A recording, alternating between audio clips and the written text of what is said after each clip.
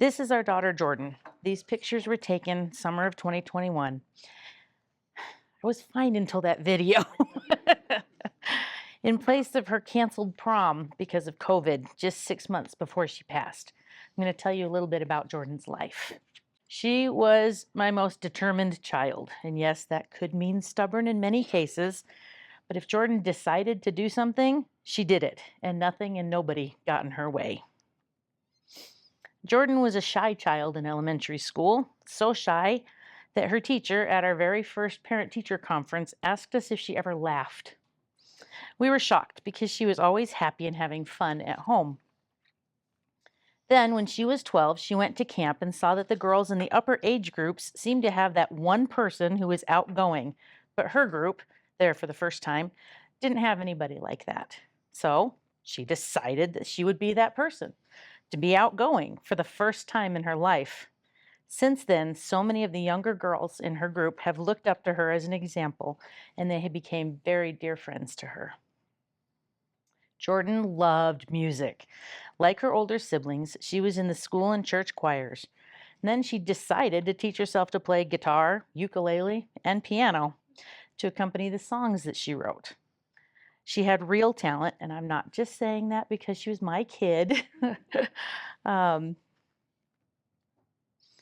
Those traits made for some challenging teen years, as you can imagine, but it also made for a very talented human being. Jordan absolutely loved Taylor Swift, and she wanted to be just like her. She decided that she was going to write songs, both the music and the lyrics. She was just that good. She wanted to be a star, but not the one who was performing on stage in front of everyone. She wanted to write the songs that got stuck in your head. And she did. At 16, Jordan decided that high school drama was just a waste of her time. So she decided that she was going to graduate a year early in 2020 at age 17 during COVID as a member of the National Honor Society with a 4.06 GPA. She also decided that she would take up baking, and that was fun. She was widely known for her sugar cookies and her cheddar biscuits. They were just like Red Lobster. Jordan loved being of service and helping others. She would often lead the charge for service projects with her youth group, and she even doubled the number of required service hours for her high school government class. We often refer to Jordan as glitter. There was always a little bit of Jordan just about anywhere you looked in her house or car. She was particularly famous for her partially consumed water bottles that she left everywhere. After she passed, we found over 24 of them in her car. Not kidding. She sparkled and shined as much as any glitter ever could. Jordan headed off to college at 18. While there, she met the most incredible young man. And because she decided she wanted to marry him, we aren't sure that he stood a chance. He made up for so many of the things Jordan missed out on during COVID, and they were quickly engaged. They were an awesome match, and they were supposed to be married December 27th, just 2 days after she eventually passed. Jordan was a beautiful girl, both inside and out. In preparation for married life, Jordan got a prescription for birth control 2 months before their wedding day. She had it all planned out, and she had thought of everything. Mid-December, she noticed she was getting tired easy. She was in her second semester at college and was transitioning from single housing to married housing. Plus, she made it clear that she was determined she was going to fit in her dress on the most important day of her life. Everyone around her just figured she wasn't eating right.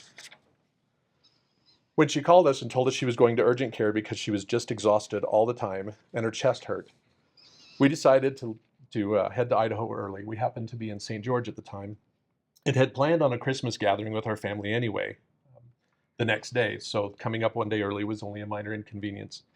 Her brother was with her and could help make family decisions if necessary. The result that we didn't know at the time was that Jordan had factor V Leiden, and the birth control was forming blood clots in her body.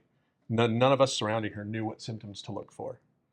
None of us knew the dangers of these blood factors and medications, everyone thought she just wasn't eating enough to look good in her wedding dress.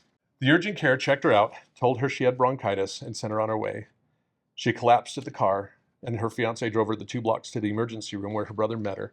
She opened her eyes and looked at everyone, then lost consciousness for the last time. The ER doctors had to intubate her and administer CPR for 15 minutes before her heart started again, but she never breathed on her own after that. We hadn't been told any of this until after her passing.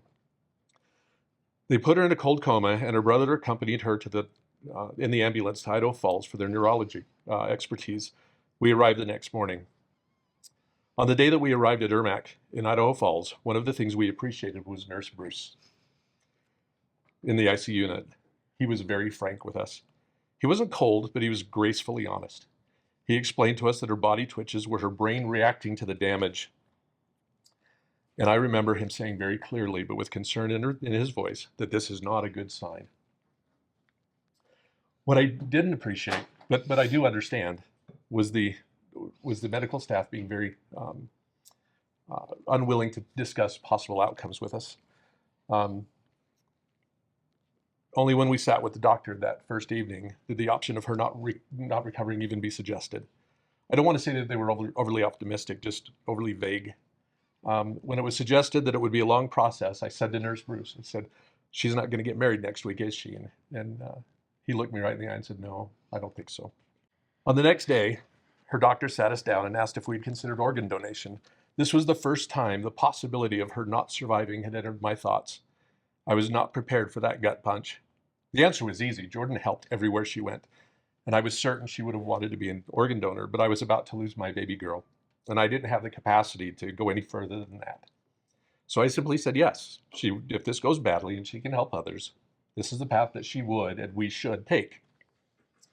Later, when going through her belongings, we found that she had the organ donation heart indicator on her license, and this didn't surprise us at all.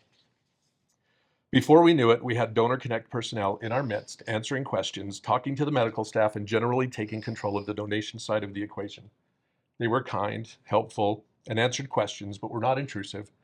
I just remember they were true professionals at their job.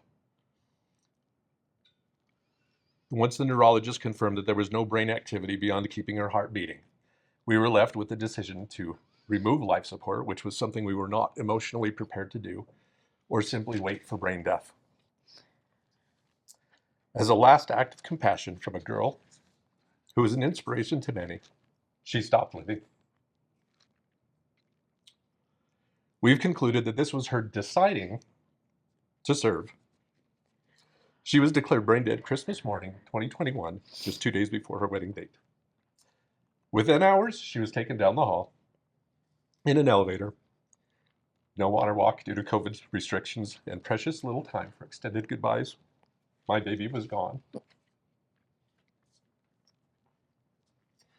Donor Connect has kept in contact with us, offering help, informing us about programs, memorials, and so many things that give us light in our hour of darkness. Through Facebook post group sessions and outreach, they've helped us know how Jordan's legacy will continue. Even still, the best gift they have given to me are opportunities like this, to speak of her, to tell people of her, and make her as famous as I can, which is something I promised I would help her with. If not for her music, for the gifts she gave to others. The group at Donor Connect has been incredible to work with for the past 2+ years. They've shown us that organ donation is a way to celebrate our daughter's life. They listen to all of our stories, even if we tell them more than once or twice. And we've started making connections with a community that really understands at least the basics of what we are going through, and we celebrate their loved ones' lives with them. I cannot express how much we appreciate those who take the time to listen to us and help us as we grieve the loss of our baby girl. We know that she restored sight to a man in his 70s. We also know that she was able to donate the 3 life-saving organs that she could donate since her lungs were damaged and there were too many unanswered questions about her heart. These gifts helped 3 fathers, one of which was a widower, with a combination of 16 children. We don't know who these folks are, but while we prayed for a Christmas miracle, we also know that there were 3 other families praying for their Christmas miracle as well. Jordan, in typical fashion, helped to answer the prayers of others. But you see here some of the phrases we've used when talking about organ donation and how they have to do with Jordan's love of music and our comparisons of her to glitter. This allows us to share the importance of organ donation and to keep her memory alive in our interactions with others. This was her life. This was her legacy. And thank you, and a special thanks to Donor Connect and what they've done for us.